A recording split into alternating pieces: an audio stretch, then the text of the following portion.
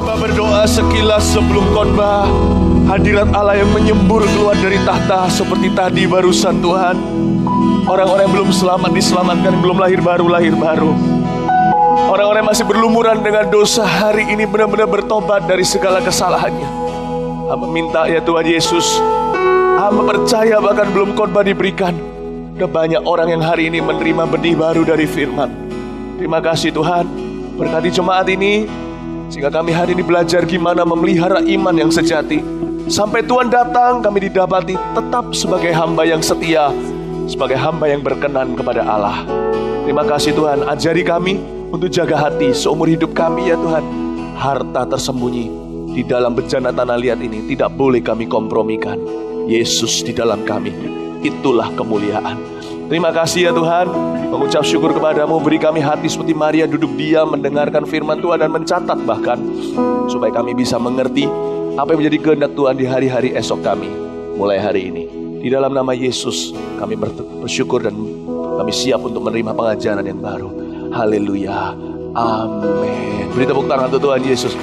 Oh haleluya, sweet presence of Jesus. Oh haleluya, merasa dekat dengan Tuhan, merasa dekat dengan Tuhan. Kalau merasa dekat sama Tuhan itu ya, hati itu gak kepingin apa-apa lagi. Bener loh, Tuhan itu cukup bagiku. Gak bisa keluar dari mulut orang yang hatinya masih penasaran untuk mencoba dunia. Hanya dekat Allah saja aku tenang.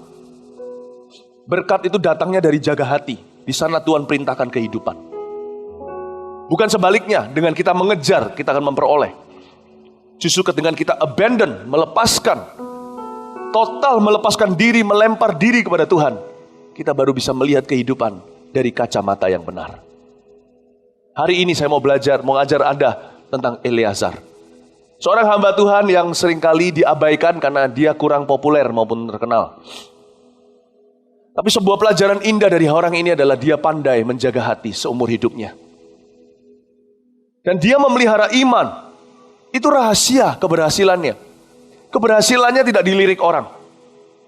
Sama dengan sebuah bangunan biasanya yang lebih diperhatikan orang interiornya.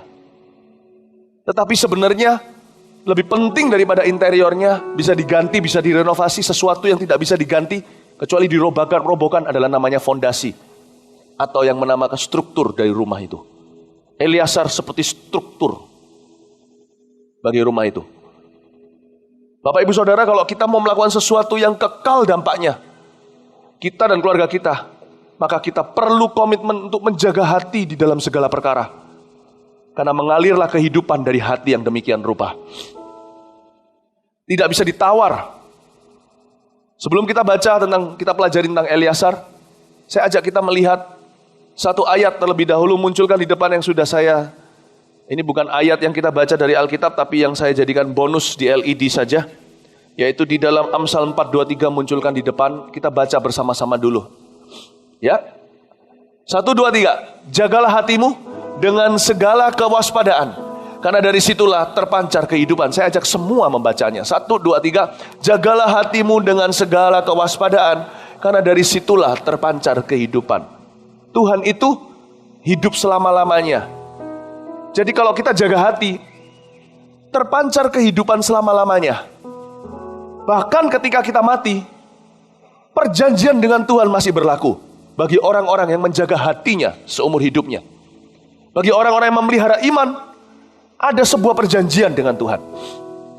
Saya ingin menjelaskan dari kehidupan Eleazar. Mari kita bedah biografi maupun profil orang yang seringkali dipandang sebelah mata ini. Buka dengan saya di Bilangan pasal yang ke-20. Sambil Anda membuka Bilangan 20, saya dorong Anda untuk memperoleh khotbah saya, untuk mendengarkan khotbah saya di kebaktian pertama dan 2. Kebaktian pertama saya cerita tentang Simson. Hari ini tokoh-tokoh perjanjian lama. Simson saya beri judul 4 kesalahan Simson dan 3 pelajaran berharga darinya. Termasuk orang ini gak pernah serius sama hidupnya, mut-mutan segala. Gak apa-apa kita dilahirkan biasa, gak punya super power, gak punya bakat terpendam. Orangnya rata-rata gak apa-apa.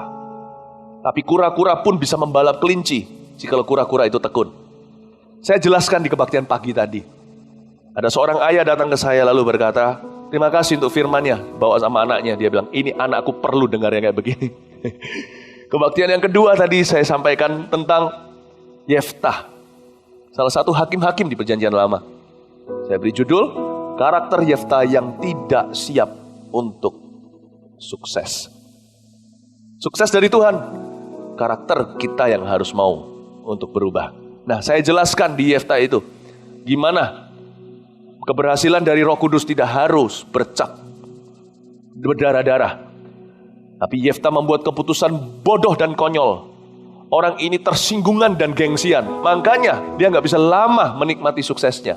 Padahal Tuhan memberinya cuma-cuma. Ya, saya jelaskan, nanti Anda bisa dengarkan sendiri. Kebaktian ini mari kita belajar tentang memelihara iman. Kita belajar tentang menjaga hati. Kita belajar dari seorang Eleazar. Ya, mari kita lihat sekarang ayat yang ke-22, bilangan 20 ayat 22. Kasih judul aja, ya saya spontan aja kok judul-judul begitu. Apa ya? Menjaga hati dan memelihara iman gitu ya. Ayat 22. Ini judulnya Harun mati. Setelah mereka berangkat dari Kadesh, sampailah segenap umat Israel ke Gunung Hor. Lalu berkatalah Tuhan kepada Musa dan Harun dekat Gunung Hor, di perbatasan tanah Edom. Harun akan dikumpulkan kepada kaum leluhurnya, alias dia sebentar lagi akan meninggal dunia. Sebab Harun tidak akan masuk ke negeri yang kuberikan kepada orang Israel. Karena kamu berdua, yaitu Harun dan Musa, telah mendurhaka kepada titahku dekat mata air Meriba. Ingat cerita Musa memukul batu karang, keluar airnya. Harusnya dia hanya berbicara kepada batu itu. Tapi karena dia emosi alias marah, dia melanggar firman Allah. Ya, ayat 25. Panggillah Harun dan Eleazar, anaknya. Nah, ini Eleazar baru muncul nih. Pupuk bawang. Gak apa-apa jadi orang pupuk bawang. Jangan jadikan kerata-rataan kita alasan untuk kita tidak melayani Tuhan. Aku gak pandai khotbah. Kata-kata itu muak di telinga. Aku gak bisa bersaksi. Aku gak pandai bicara. Itu kata-kata sudah membuat Tuhan muak dari 2000 tahun yang lalu. Kita gak boleh berkata-kata begitu. Tuhan telah mencabut alasan, kata kitab Roma. There is no excuse, kata Alkitab. Tidak ada alasan. Tuhan mencabut alasan dari mulut kita untuk tidak berguna. Setiap kita ada gunanya dalam kerajaan surga. Katakan amin. Eleazar contohnya. Orang ini biasa sekali. Biasa banget. Tapi yang luar biasa dari dia adalah cara dia menguasai hatinya. Cara dia bekerja sama Roh Kudus menjaga hatinya itu. Memelihara iman. Dahsyat orang ini. Ya. Coba kita lihat lagi sekarang ayat 25. Panggillah Harun dan Eleazar anaknya dan bawalah mereka naik ke Gunung Hor. Eleazar ini kayak figuran, diem aja. Tanggalkanlah pakaian Harun dan kenakanlah itu kepada Eleazar. Pasif lagi, cuma dikasih pakaian, baju, jubah, diem aja. Kasih Eleazar anaknya. Kemudian Harun akan dikumpulkan kepada kaum leluhurnya dan mati di sana alias masuk ke sorga. Ayat 27. Lalu Musa melakukan seperti yang diperintahkan Tuhan. Mereka naik ke Gunung Hor sedang segenap umat itu memandangnya dari jauh. Musa menanggalkan pakaian Harun dan mengenakannya kepada Eleazar anaknya. Saya ngomong-ngomong begini ya, agak kagum sama Harun loh. Ini orang umurnya udah tua sekali. Dia naik gunung, kok gak cekot-cekot ya? Oh, berkat orang yang melayani ya, dibuat Tuhan awet muda, kuat, minimal gak pikun kalau fisiknya gak ada gangguan. Ini luar biasa. Harun ini ya diajak naik gunung. Mati aja diajak naik gunung. Orang mati biasanya diranjang. Bye-bye gitu ya. Ini naik ke gunung. Diajak pasan, diajak hiking dulu sama Tuhan. Ini enggak luar biasa. Ini sedikit intermezzo saja. Saya melihat orang-orang melayani Tuhan di perjanjian lama ini dipelihara kayak begitu. Kita juga bisa dipelihara demikian. Katakan amin. Mereka naik ke Gunung Hor. Lalu Musa menanggalkan pakaian Harun ayat 28 dan mengenakannya kepada Eleazar anaknya. Lalu matilah Harun di puncak gunung itu. Saya nggak tahu matinya gimana. Oke ya, mati ya. 1, 2, 3. Dia nggak ada ngos-ngosannya untuk meninggal dunia, itu nggak ada. Luar biasa. Musa itu sampai umur berapa? Matanya nggak kabur. Kaleb, nanti kebaktian terakhir saya akan ngajar soal Kaleb. Umur 85 tahun, masih jago perang. Kok bisa ya?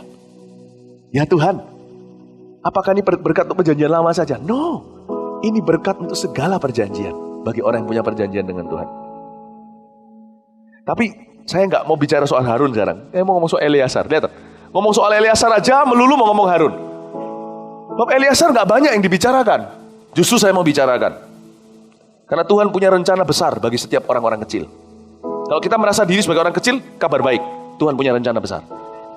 Kalau kita merasa diri sebagai orang biasa, kabar baiknya adalah Tuhan punya rencana luar biasa bagi kita. Lalu matilah Harun di puncak gunung itu. Kemudian Musa dengan Eleazar turun dari gunung itu. Ketika segenap umat itu melihat bahwa Harun telah mati, maka seluruh orang Israel menangisi Harun 30 hari lamanya. Hari pelantikannya Eleazar pun tidak disambut dengan ketawa. Semua orang nangis 30 hari. Betul-betul orang yang dibayang-bayang Harun. Siapa Eleazar? Eleazar adalah anak ketiga dari 4 putra Harun. Harun punya 4 anak cowok. Yang pertama namanya Nadab. Yang kedua namanya Abihu. Yang ketiga Eleazar. Yang keempat Itamar. Koko-kokonya inilah yang menjadi andalan Harun. Lauta sama Laol. Si koko-koko kedua, koko pertama, Kode dengan Kongah ini, yang diandalkan oleh Harun menjadi pendeta. Tapi mereka itu gak beres, gak benar. Jadi dari kecil yang namanya Eleazar udah banyak godaan untuk kecewa dengan hidupnya, sama keluarganya, sama Tuhan, apalagi ketika koko-kokonya dibarbeque sama Tuhan. Karena mereka memasang api yang palsu, mereka korupsi bahan, Tuhan bakar mereka di mezbah, mati gosong seperti sinterpit. Hitam total dan meninggal. Dari kecil Eleazar tidak punya teladan. Ada orang berkata melihara iman itu gampang kalau kita berada di suasana situasi yang rohani dan kondusif. Salah. Melihara iman itu semakin terpuruk keadaan Anda, keluarga Anda semakin broken, pahala Anda semakin besar. Bukan berarti kalau keluargaku baik-baik, mari kita buat broken. Enggak gitu loh ya, itu ngawur ya. Jangan pernah kita membanding-bandingkan dengan orang. Sana bisa kuat imannya. Kenapa? Sana kerja di gereja. Saya kerjanya tahu di mana? Kejam sekali tempat elektronik aku menjadi karyawan ini. Mana bisa saya bisa punya keluarga bahagia? Ngelembur melulu dan sebagainya. Langkah pertama untuk kita melihara iman adalah tidak membuat alasan. Di mana dosa bertambah-tambah, kasih karunia semakin melimpah-limpah. Saya ceritakan dulu. Koko-kokonya aja harusnya membuat Eleazar juga jadi orang rusak. Lagi mana? Kode dan Kongah pakai narkoba. Dan mereka ini adalah orang-orang yang dosanya di tempat maha tinggi. Karena mereka imam. Jadi istilahnya mereka ini adalah pendeta, tapi korupsi dan kena skandal. Dan kalau tidak pelayanan, Eleazar dibuat enek mendengarnya. Atau kalau enggak, bisa-bisa terkamirkan. Ketika melihat orang yang harusnya memimpin dia dalam kerohanian, malah bicaranya cewek melulu. Malah bicaranya tentang uang, tentang jabatan. Dan Eleazar harusnya kalau jadi Eleazar sudah rusak imannya. Tapi Eleazar itu di tengah-tengah gereja yang berkecamuk dengan perpecahan. Puji Tuhan gereja kita gak seperti itu. Di tengah-tengah keluarga hamba Tuhan yang porak-poranda gak karuan, gak rohani malahan sama sekali. Eleazar diam-diam memelihara hati cinta Tuhan dengan murni. Kok bisa? Waktu kokonya hangus, bus. Eleazar tidak angkat tinjunya dan mengepal-kepal ke sorga dan berkata, mengapa kau lakukan sama keluargaku sekarang 2 wafat? Dia gak kecewa sama Tuhan. Eleazar diam diri, tidak komentar. Ini orang hebat loh. Apapun konteksnya, Anda keluarga pengusaha, apakah Anda itu keluarga polisi, apa Anda keluarga pendeta, apapun konteksnya Tuhannya sama. Jaga hati bisa di mana-mana. Amin Bapak Ibu Saudara. Apapun pekerjaan Anda di gereja atau di luar sana, Jaga hati, jaga hati. Bisa di mana-mana. Kalau enggak, firman itu enggak akan berlaku buat semua orang. Kalau firman enggak berlaku buat semua orang, firman itu bukan firman. Itu filosofi manusia. Tergantung kebudayaan. Kalau ada ayat yang kita baca tadi di Amsal 4:23 itu kita sudah baca, itu untuk kita semua. Berlaku untuk segala umur. Berlaku untuk segala keadaan. Mari sekarang kita introspeksi sendiri.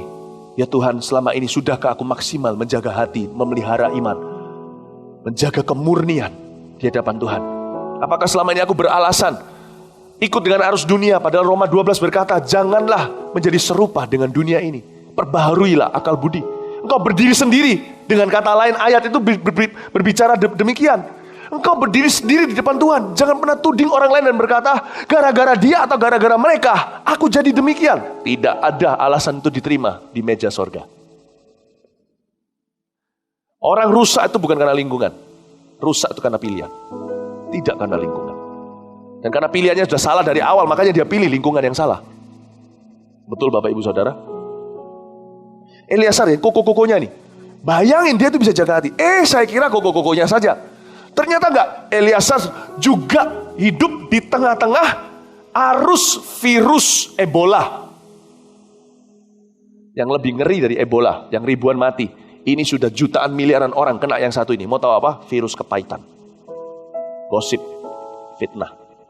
Kok bisa? Perhatikan ya. Tahu papanya Eleazar namanya Harun. Pernah sekongkol sama Maryam, tantenya, untuk lawan omnya. Ini kayak sinetron saja. Coba pikirkan. Omnya yang dilawan sama papa sama tantenya namanya Musa. Pernah kan cerita pemberontakan Miriam dan Harun? Gak mungkin yang namanya pemberontakan itu tiba-tiba. Segala sesuatu yang sifatnya pemberontakan atau kepahitan itu dibangun atau ditumpuk hari per hari. Jadi gak bisa langsung tiba-tiba, apalagi kalau sudah ada kesepakatan. Bayangin kalau sesama saudara, di mana terjadi persekongkolan, itu sudah pasti ada yang namanya dalam bahasa Ibrani rasan-rasan. Sudah pasti terjadi. Bayangin Eleazar yang kecil, ya kan, baru ditinggal sama koko-kokonya, dipersiapkan papanya jadi pemimpin perusahaan. Ya, ini perusahaan keluarga, katakan kalau ini bukan gereja gitu ya. Lalu habis itu Eleazar duduk di meja, tiap malam Miriam mampir. Lalu setiap kali mampir terjadi pembicaraan dalam kuasa kegelapan. Iya, Musa itu. Emang dia kira dia siapa? Emangnya dia doang, dia saja yang bisa dipakai Tuhan? Iya, adik kita itu loh, sudah keterlaluan. Dia itu kan adik dulu itu gimana? Waktu dia bayi, siapa yang selamatkan? Iya, tante yang selamatkan. Ngerti enggak, nak? Tante yang selamatkan. Eleazar dan Itamar liatin. Tante, iya tante yang selamatkan. Tante dulu yang lari minta sama pegawai-pegawai Firaun, tolong jangan dibunuh. Aku carikan nanti inang untuk bisa menyusu. Jangan dibunuh. Iya, gitu sekarang sok-sokan. Kemarin kasih kita perintah malah. Tahu nggak nak? Mungkin nggak ngomong langsung ke anaknya ya, dia nggak berani langsung racunin. Tapi denger kan, gitu kan, berani kasih gua perintah. Tolong ya beritahu gini gitu. Ya kira dia siapa? Padahal Musa itu orang yang lembut hati kata Alkitab. Tapi mungkin kalau orang itu ada gengsi, telinganya pun peka. Kalau orang udah gengsi ya, itu sudah peka. Disuruh aja sudah tersinggung. Padahal suruhnya baik-baik. Tolong ya Pak, bisa minggir sedikit. Pak, ini satu line Pak, barisnya minggir sedikit. Kamu gak tahu aku siapa ya. Orang udah gengsi. Orangnya padahal tolong-tolong loh di airport. Tolong Pak ya, satu line ya Pak, satu line ya. Kalau orang udah gengsi, telinga peka, tersinggungan. Ini mungkin mereka hatinya udah gak benar. Ketika dengar gitu, Eleazar dan Itamar dengar itu makanan sehari-hari. Suatu hari, giliran Miriam yang menjamu makan. Maka apa yang terjadi? Harun bawa kedua anaknya dan istrinya makan di rumah saudaranya. Maka mereka namu ke rumah tantenya. Di rumah tantenya sama pembicaraan. Lama-lama semakin panas, gak tahan. Mereka memberontak sama Musa. Bayangin. Dan Eleazar luar biasanya, Anda baca di ayat ini, ketika Harun meninggal di atas, bajunya ditanggalkan, dikasih ke Eleazar. Harun dikubur di atas gunung, Eleazar turunnya sama siapa?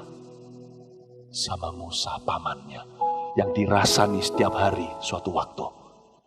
Kok bisa seorang Eleazar kerjasama sama satu orang yang selalu dia dengar dari sisi negatifnya?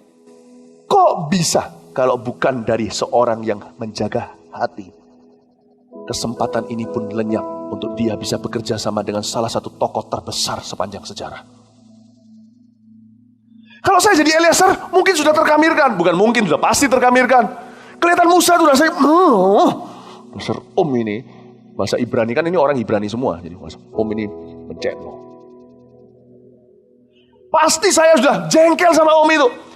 So aku dengar dari mulut papaku loh. Aku dengar dari mulut tanteku loh. Kejelekan-kejelekannya dia semua. Pasti aku gak tahan. Buktinya turun. Yang menggantikan Harun dan Musa masih hidup lama. Yang kerja sama Musa adalah Eleazar. Bapak ibu saudara, sekalipun jikalau keluarga Anda kepahitan dengan seseorang, Anda kalau cinta mereka justru Anda tidak ikut-ikutan. Tidak boleh. Kita berdiri sendiri di hadapan pengadilan Allah. Tidak seorang pun berdiri sama papa mamanya. Saya tidak ajarkan kita untuk memberontak sama orang tua. Tapi kalau orang tua kita kepahitan dan mereka salah, jangan restui. Berdiri sendiri. Kalau Anda tidak bisa gurui, tidak bisa ngubah, doa saja di hati. Jangan ikut-ikutan berdoa sama Tuhan. Tuhan, keep my heart pure. Jagai hatiku murni, pelihara iman. Amin, Bapak Ibu. Amin. Karena kemungkinan besar suatu hari Anda akan berkesempatan untuk melakukan sesuatu yang besar dengan orang-orang yang kepada siapa keluargamu kepahitan. Eleazar adalah orang yang tahu bagaimana membeda-bedakan roh. Saya yakin ini susah bagi seorang anak kecil waktu itu seperti dia, anak muda. Tapi dia punya komitmen, jagalah hatimu dalam segala kewaspadaan. Sebab aku tahu akan mengalir kehidupan. Dia jaga sungguh-sungguh. Dia tidak mau dikamirkan. Nggak gampang loh Bapak Ibu Saudara. Waktu turun, dia akhirnya kerjasama sama omnya. Nah, sebagai orang muda, dia nggak gampang nih. Kalau sebagai orang muda, lalu dia turun sudah kerja sama omnya nih. Kerja sama omnya. Anaknya Musa itu kan belum disunat. Siporah sempat ambil kulit katannya setelah sunat dadakan.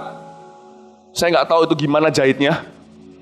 Karena waktu itu Tuhan mau ambil nyawa Musa. Karena dia tidak menghargai covenant perjanjian Tuhan dengan orang Israel. Lalu kulit katan yang masih berdarah itu diletakkan di badan Musa. Musa diluputkan dari maut. Sedikit Bible study. Makanya itu kalau kita baca Alkitab mesti teliti. Banyak hal yang luar biasa di dalamnya. Roh Kudus akan bisa konek-konekkan semuanya. Saya suka merenungkan ini semua. Luar biasa Tuhan itu. Nah, anak-anak Musa mungkin dari awal gak cocok jadi seorang pemimpin Israel. Jadi Eleazar boleh GR dong. Gua ponaannya. Padahal harusnya papa mamaku kepahitan pun aku gak ikut-ikut kepahitan sama Musa. Aku gak ikut-ikut. Tapi lihat. Sekarang aku satu-satunya tangan kanannya. Eleazar melayani bersama dengan omnya Musa. Dia bisa aja GR kan. Nanti suatu hari yang akan jadi presidennya Israel, memimpin Israel masuk Kanaan, Eleazar. Pilihan gak jatuh ke dia. Padahal dia ponaan.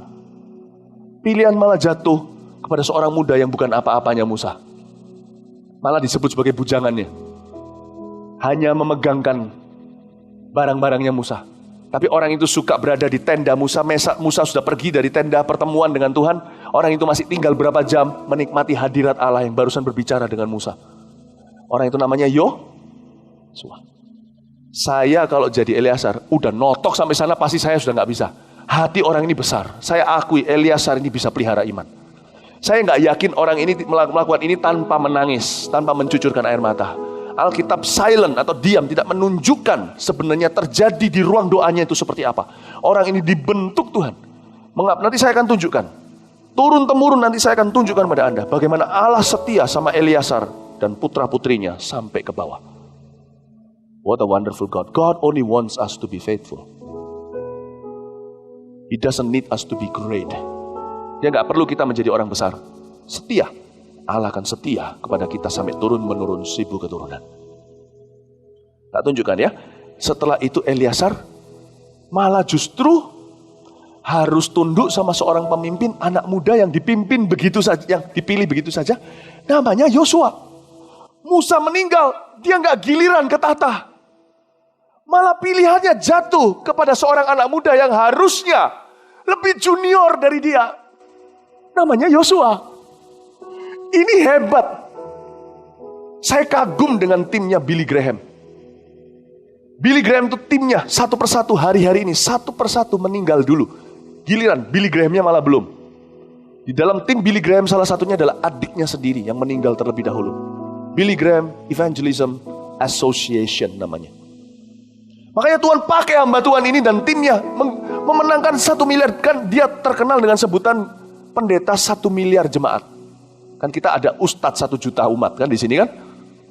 Ini pendeta 1 miliar jemaat.